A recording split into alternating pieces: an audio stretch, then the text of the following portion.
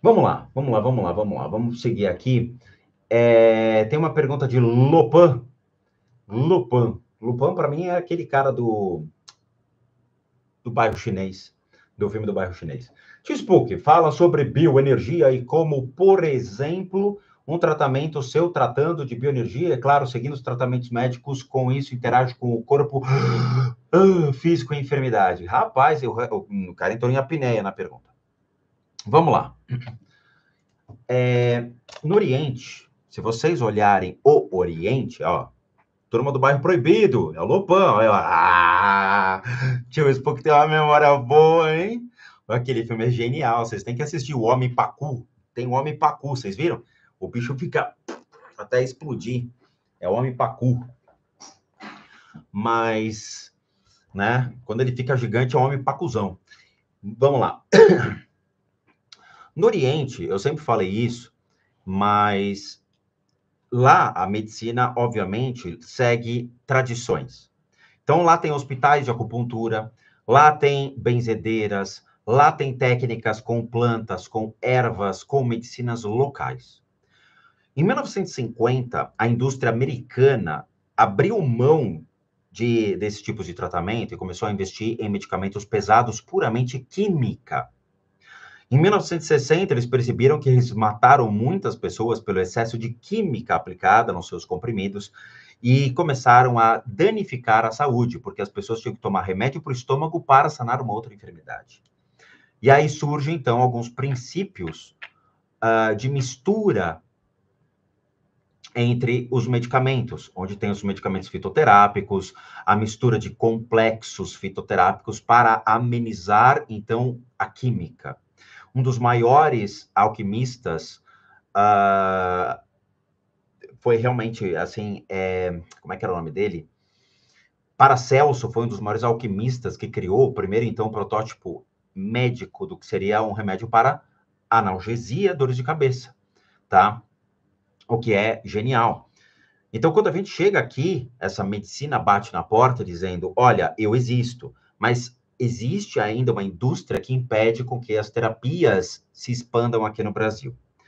O SUS e o Ministério da Saúde criaram um marco muito importante, mais ou menos em 2006, por aí, que foram o surgimento das primeiras portarias que davam, então, a abertura dessas terapias orientais aqui no Brasil. Então, assim, com essa abertura dessas terapias orientais, as primeiras que surgiram foram a medicina antroposófica, a acupuntura, a auriculoacupuntura, aí depois veio a massoterapia, a bioenergia, com reiki, com outras técnicas que foram, então, dando essa maior abertura. Eu, por exemplo, eu tenho autorização para poder trabalhar e atuar aqui no Brasil pelo Ministério Público e o Ministério da Saúde. Eu tenho um documento emitido pelo Ministério Público que me dá a anuência para poder trabalhar e atuar no Brasil, tá? Com as técnicas que eu hoje possuo. Então, eu posso abrir uma clínica, caso eu queira. Então, quando você complementa isso, você faz com que uma pessoa, ela tenha não somente o direito a ser tratada por um médico, mas uma pessoa que vê o indivíduo longe da medicina, mas dentro de um complexo psicossocial, que envolve, então, todo um processo físico, emocional, mental e espiritual, coisa que a medicina tradicional não vê.